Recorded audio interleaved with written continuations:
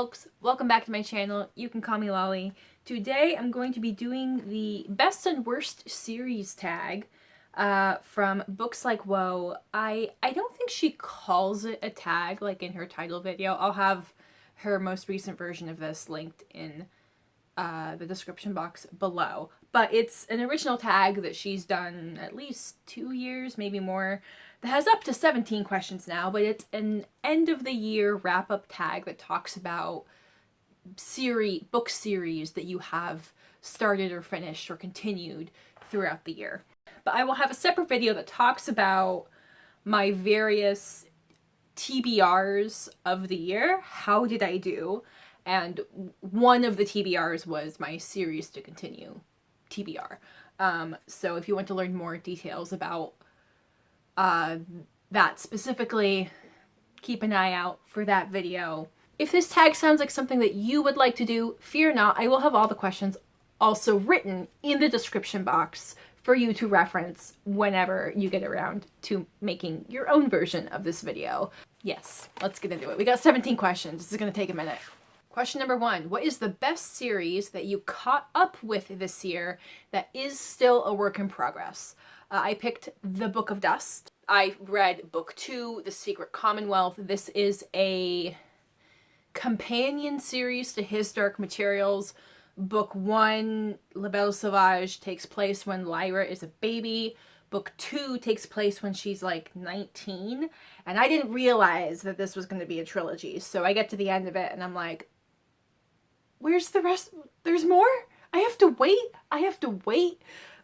Anyway, so still a book in progress. Question number 2.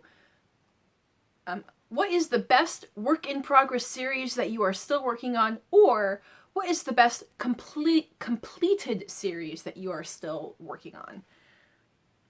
So basically, what's your favorite series that you read that you're still in the middle of? It's funny because, like, for how many fantasy series I read, the romance series that I'm reading are top contenders here. And actually, these ones I picked the Maiden Lane series and the Tempting Monsters series. Maiden Lane series is by Elizabeth Hoyt. This is a historical romance series that has Regency Batman. It's a lot of fun. I always have a fun time. I mean, like, where those books rank in terms of my favorite and my favorite within the series are really inconsistent, but overall I'm having a really solid, fun time with that series. It ranks very highly in my feelings. Similarly, Tempting Monsters by Catherine Moon, which starts with A Lady of Rooksgrave Manor in Book 2, A Company of Fiends. And then there's like a novella that I haven't read yet, and then Book 3 is coming out next year. And is one of my most anticipated books of next year. Question number 3. What was your favorite first book in a series this year?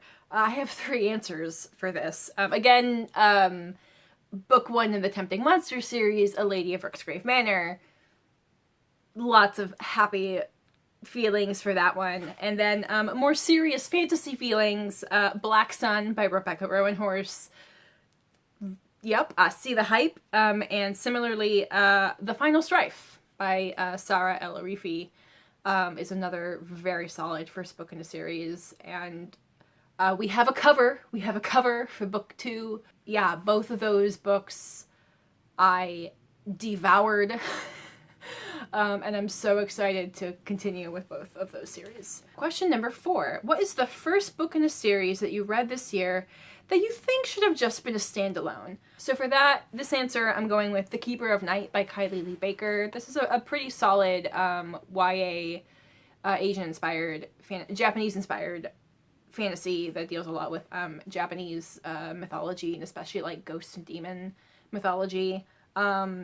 It's solid, and you know what? Book 2's not bad. It's just more of the same. It is very formulaically more of the same, including the romance arc of Book 2 is like very copied and pasted from Book 1. It's not bad. It's just really suffers from not being unique. So if you read Book 1 and you're satisfied, you're just not missing much in Book 2. Question number 5. What is your most overhyped series of the year? I'm gonna go with Ice Planet Barbarians, not because I didn't like it, but because it was everywhere. It had this resurgence because of BookTok. I am not on TikTok, but you know, these things trickle down. They trickle down to other social media. I mean, it was kind of already on my radar because of Books Like Whoa, the genesis of this book tag. You know, she loves that series. So I think it's the most overhyped just because it had such a social media moment, and in reading it, I'm like, this is fine. It's a good time, but it is kind of like approachable, weird paranormal romance. Let's move on. Question number 6. What is a series that you DNFed this year? And I had to like think about this a little bit because there were a lot of first books in the series. Not a lot, but like there were several first books in the series that I've read where my reaction was like, I'm just not interested in continuing, but I don't know if that's quite the same vibe as you've read several books in a series, you've invested several books worth of time, and then you decide no more. So kind of a soft DNF'd is the Ruthless Rivals series. Like, I enjoyed both of these books. I really, really liked the banter and like enemies / rivals to lovers dynamic in book 1. Book 2 was also fine, but I feel like it kind of suffers from what I loved of book 1 can never really be repeated in subsequent books. So I've just kind of lost interest in it. I'm not saying I would never continue with it, but I was really excited after book 1, and then after I read book 2, I was like, if I want historical romance, I'm just going to go back to Maiden Lane. So, soft DNF for now. The other series I thought of, this is kind of a technicality, because I have read everything in this series, but this is the Old Kingdom series by Garth Nix. I've officially read everything in the series, and everything after, there's like the first 3 books, and then there's like books that he wrote later that are not good. And I'm kind of just like, dude, you're clearly not writing books because you have more of a story to tell. You are clearly writing more books in the series because the fans will buy it and you will make money, or your publishers will make money, you know, wherever that pressure's coming from. And I'm just, again, it's not like a never say never, like I might read them just for curiosity's sake or completionist's sake, but I'm definitely not buying any more books in that series, should he happen to come out with more, because I'm just like, no, you know what, I'm just gonna, if I want that more of that series, I'm just gonna reread the core 3, which are Sabriel, Lirael, and Epphorson, and we're just gonna let the other 3 lie.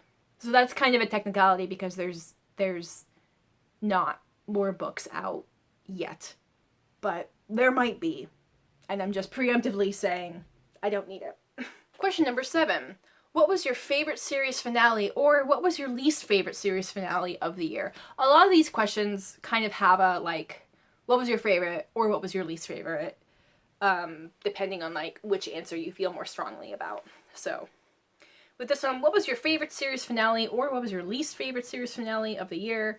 I'm gonna go with the Thornchapel romance series, paranormal romance series, and Door of Bruises, just because the ending, I always feel like final books in a series really struggle to maintain the momentum of the whole series and be as good as previous books in the series. And this one, I think, really stuck the landing. I think it really pulled like all of the paranormal elements together and really amped up the stakes. Like the stakes got much higher in that book. And then also all of the relationship threads that we had been working through this whole series, I think, really wrapped up. And this was also this is a series, like it's technically a romance series because somehow she manages to give people a happy ever after, but they don't get a happy ever after until the end of the series.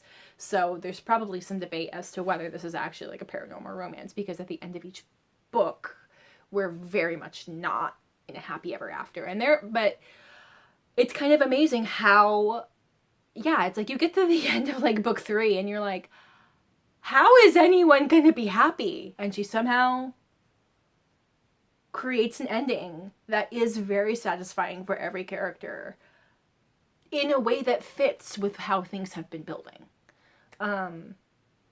So it was just so satisfying. You know, and this book is beating out Jade Legacy. It's beating out, what's book 3 in the Foundry Side series? Locklands. It beat out Locklands. And I think it's like, I knew those were going to be good.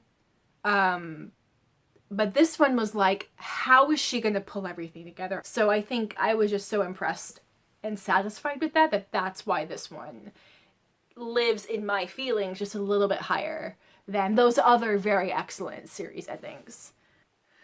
Okay, question number 8. What was your biggest cliffhanger you had in a series this year?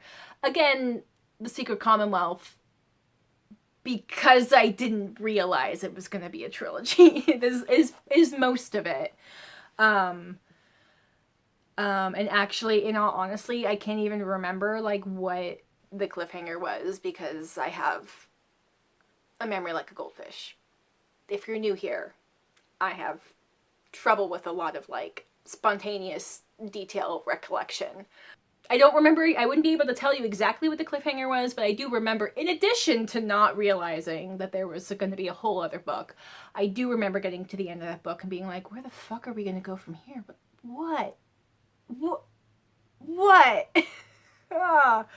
And leaving me very anxious to have that story wrapped up. So whatever that cliffhanger was, it was a heck of a cliffhanger. Says my body memory of this memory that I don't actually remember. Question number 9. What is your favorite spin-off series you've read this year? I don't think I really read anything that's like officially a spin-off. Like using this as an opportunity to talk about a book I haven't already mentioned. I came up with Bitter by Kweke Emezi, which is a companion novel to Pet. Bitter follows a story of Pet's mother. So this is, 25 years previously. Again, like it's not a spin-off because it is still very much in that world. But it is a contained story. You don't need to have read Pet in order to understand what's happening in Bitter and vice versa. And each of them doesn't really have unanswered questions that are then answered in the other books. So it's kind of doing like what a serialized romance series is doing, but it's not a romance series, so that's not really a trope that is expected, that it is expected to follow. So on a technicality, that's what I've chosen for this insert. I'm sticking to it. Question number 10. What is your most anticipated next book in a series that you read this year that will come out next year? Sanctuary with Kings by Catherine Moon, the final book in the well, I don't know if it's the final book. Hopefully not a final book, but it is the next book in the Tempting Monsters series. Which if you need, if you're not familiar with the series, it follows, so far of what I've read, a couple of reverse harem monster romances. Book 1 follows a young woman who gains employment at a manor house that caters to supernatural gentlemen. And she gathers this kind of found family of paranormal men who dote on her, and it's very, very sweet of how they navigate each other's jealousies and interests. Book 2 follows a young woman who is a performer at an erotic theater that features human women performing with paranormal partners. And that book also ups the stakes of really expanding on the danger stakes present of the bad guy in book 1. And book 2 feels like a much different genre. It's much less sweet. It's much more of like a high stakes thriller mystery. But that reverse harem aspect of this young woman having these intimate relationships with these various men and having, you know, her be the nucleus around which they all revolve, and how they come together and how they sometimes clash with each other, and eventually how they kind of find balance, and also within the larger plot of the bad guy of the series. Sometimes I read romance stuff, I'm like, that was fun, I'm never going to read that again, but that's like a series where I'm like, I kind of want to own physical books because I would read that series again. Question 11 is kind of similar. What is your most anticipated series to catch up with next year based on what you read in the series this year? Or what is the series you're most excited to stay caught up with next year? I think the difference in these questions is question 10 is about what's your most anticipated next book? Like what plot point, what specific plot point do you know is coming that you know you're going to get to next year? And question 11 is more like, as a series overall, regardless of whether it's finished, regardless of how far you're going to get in the series, like what's your most anticipated series to continue with? Just in case you're reading those questions and think they're the same. One of them is which book specifically and which series in general. Okay. Now that I've explained all that to some of you who may not have been confused at all, my answer is Black Sun. Mostly because I know there is a next book already out. I don't have to wait. And I'm pretty sure I have book 2 on my Christmas list. I'm also pretty sure I'm at least getting 1 bookstore gift card. So book 2 will be acquired very soon. I will be able to get into it very soon. And some of my other most anticipated books I'm gonna have to wait on. Question number 12. What is your favorite series that you finished this year? I already mentioned I had finished the Greenbone Saga, finished up with Jade Legacy, the Locklands series.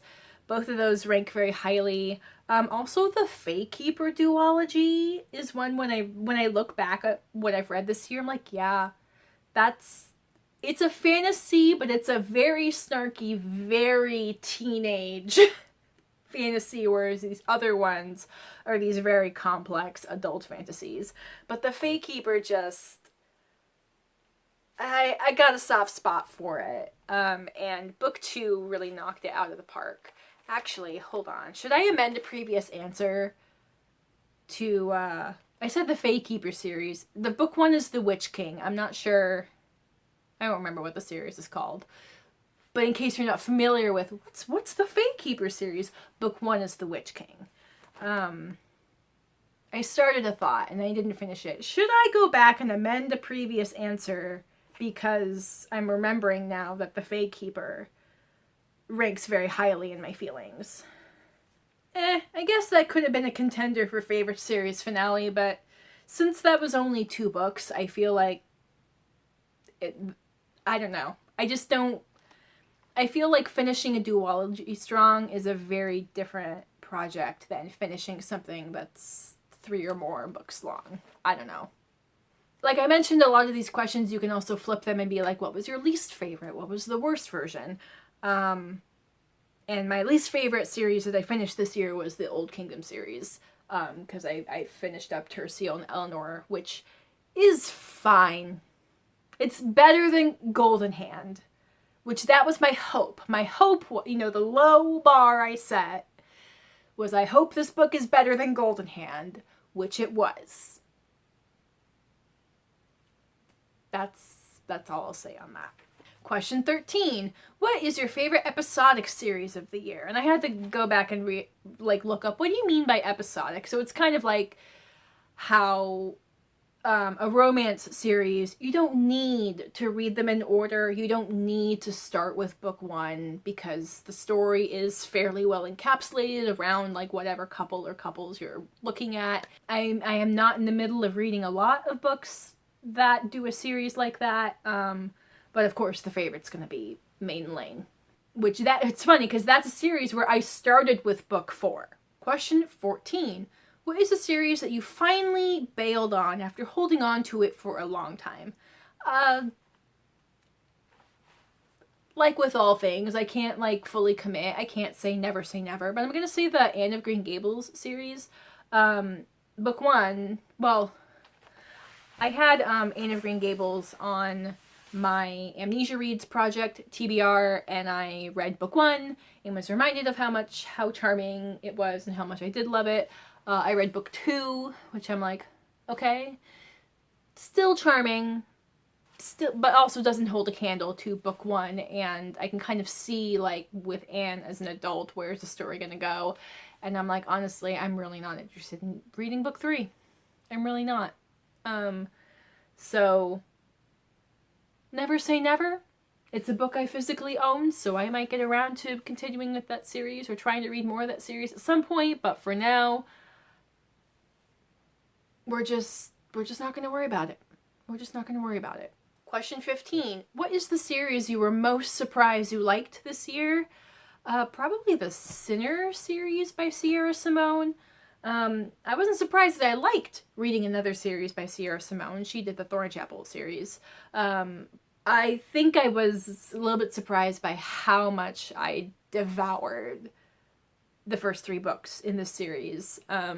There is another novella that I haven't read yet, and I know we're going to get a book 4 at some point.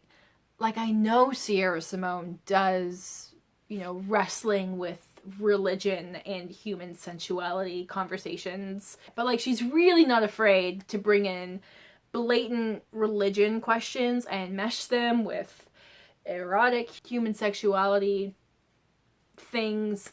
I'm losing words and not describing things very well. Question 16. What is the series that you meant to catch up with or finish this year but didn't? I got 2 books. The Dresden Files by Jim Butcher. I don't know, I'd kind of been on a habit of like reading one of those books a month, at which point I would have finished it this year, but I don't know, after the last book I'm just like, I got plenty of other stuff to read. Those books will be there. I don't think the series is finished. I think he's still writing books. And I'm just like, I'm not in a hurry. I'm not in a hurry to finish that series.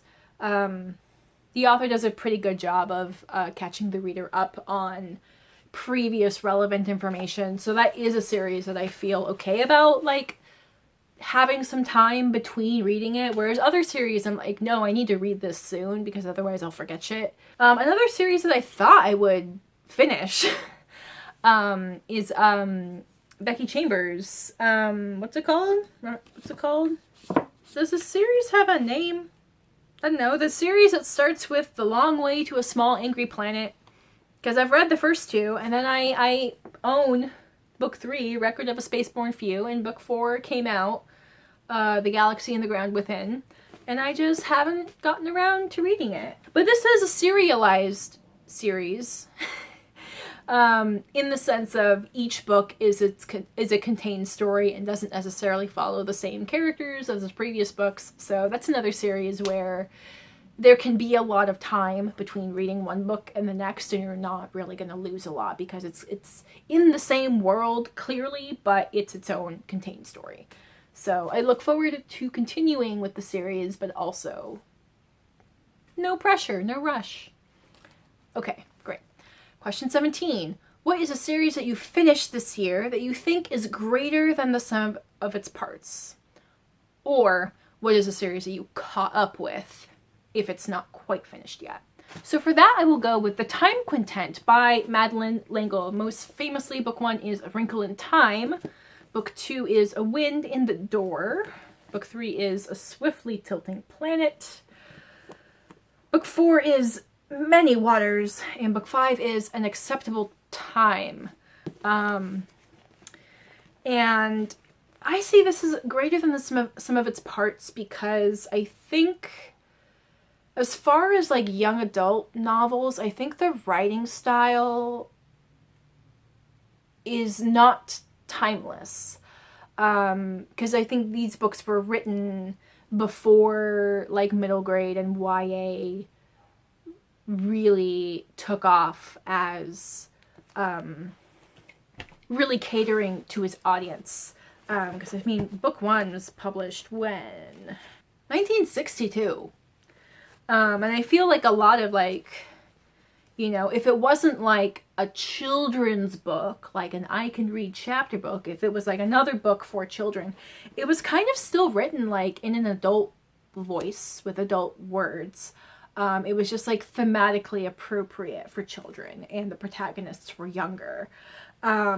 So there's a lot of stuff in here that I feel like a lot of children reading this today might really struggle to be as engaged with it compared to a lot of other media and storytelling that is more catered to them. But, you know, I can appreciate this as an adult as a fantastic sci-fi series, and it's amazing, like, the themes that Madeleine L'Engle explores in her works. Like really wrestling with abstract concepts of good and evil, and like nature versus nurture, and like she's got a lot of like astrophysics and particle physics and a lot of like complex math science theorems in these books for young readers. So while I say like I think there's something about this that would not be, that, you know, would struggle to like find an audience today, I also think like it's amazing that like she thought these kids could handle learning about man, like me as an adult can barely even talk about some of the stuff. I appreciate you just putting this out there, thinking that yeah, there's going to be kids who are going to eat this up. This is for them. This is for the ones who are interested in, you know, where the math and reality of our science butts up against the unknown. And I really appreciate it. All right. That's the tag. Great. Okay. Again, I will have a link to the most recent video that BooksLikeWhoa did doing her version of this tag. I will also have all the questions written out in the description box if you would like to do this tag yourself and would like a convenient reference to what all of those questions were. If you have done this tag, if you plan to do this tag, let me know. I'd love to check it out. If you just want to let me know you're here, can you leave me an emoji of something with wings? Whether it's an angel or a bird or a bat, even though those are very different wings than these. I hope you have a good rest of your day. I encourage you to go out into the world and be curious. I will have my social media and other places where you can find me in the description box below, and I will catch you folks in my next video. Bye!